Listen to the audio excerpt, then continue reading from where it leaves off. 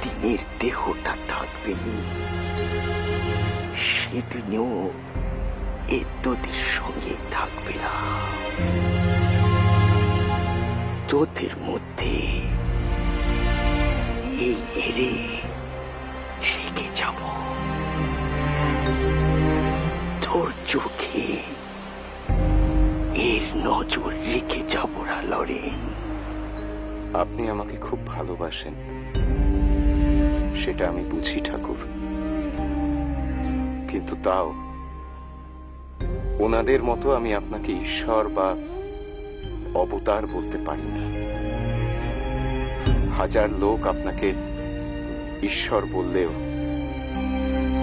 যতদিন না আমি সেটাকে সত্য বলে মনে করছি, আমি তা মেনে নিতে পারবো না।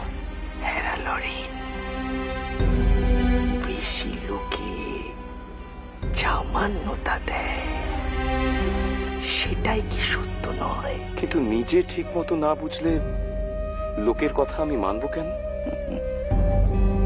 তা তুই এর কি মানিস? গড মানে ঈশ্বর নন, তবে আমি আপনাকে গড লাইক ম্যান বা ঈশ্বর তুল্য মানুষ মনে করি। ঈশ্বরকে আমি দেখিনি ঠাকুর, তার চেহারা, স্বভাব, চরিত্র আমি জানি না। আমি আপনাকে দেখেছি, তাই আমি আপনাকে ওরকম মনে করি। তা না হলে লোকের কথায় আমার কোনো ভরসা বা বিশ্বাস কিছুই নেই। এর জন্যই তো তোরে এত ভালোবাসি লরেন। ঠাকুর,